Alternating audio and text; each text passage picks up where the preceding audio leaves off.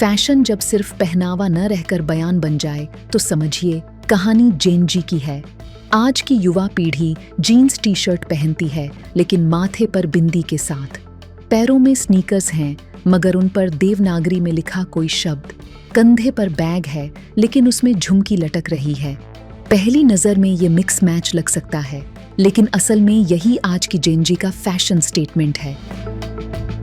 ये सिर्फ स्टाइल नहीं है, ये एक सोच है, एक ऐलान कि हम ग्लोबल रहेंगे, लेकिन अपनी जड़ों को छोड़े बिना।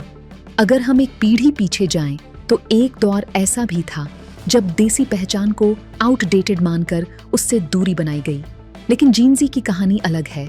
ये वो पीढ़ी है जो इंटरनेट, सोशल मीडिया और ग्लोबल कल्चर के बीच बड़ी हुई है। इनके पास विकल्प भी हैं और जानकारी भी। इसलिए देसी होना इनके लिए मजबूरी नहीं, एक कॉन्शियस चॉइस है।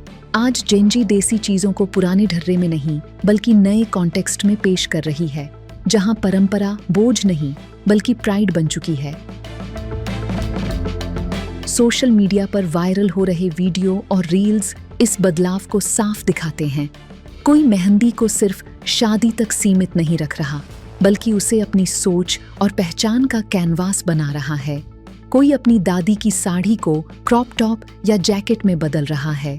कोई कुर्ते के साथ डेनिम पहन रहा है, तो कोई टी शर्ट पर उर्दू या देवनागरी में लिखे शब्दों को गर्व से कैरी कर रहा है। यह अतीत में लौटने की कोशिश नहीं है, बल्कि संस्कृति को आज की जिंदगी के हिसाब से ढालने का तरीका है।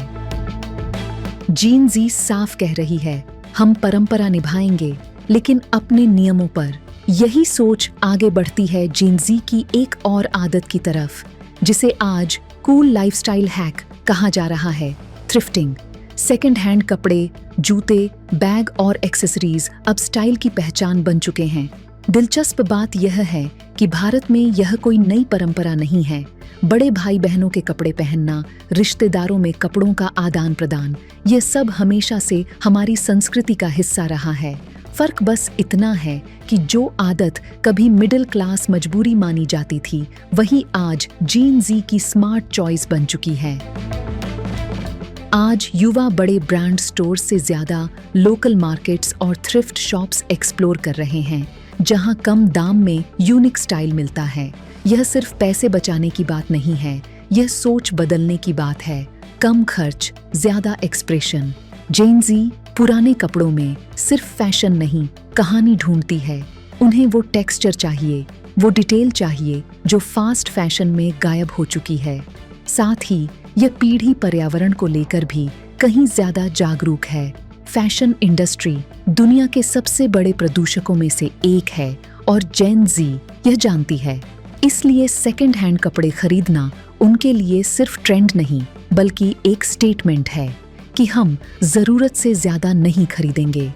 यही वजह है कि आज सेकंड हैंड शब्द की जगह प्री लव्ड और विंटेज जैसे शब्द इस्तेमाल हो रहे हैं। शब्द बदले हैं, सोच बदली है, और यही सोच पूरे फैशन सिस्टम को चुनौती दे रही है। जेन जी के लिए फैशन अब सिर्फ कपड़े नहीं है, यह पहचान है, विचार है और भविष्य की दिशा भी।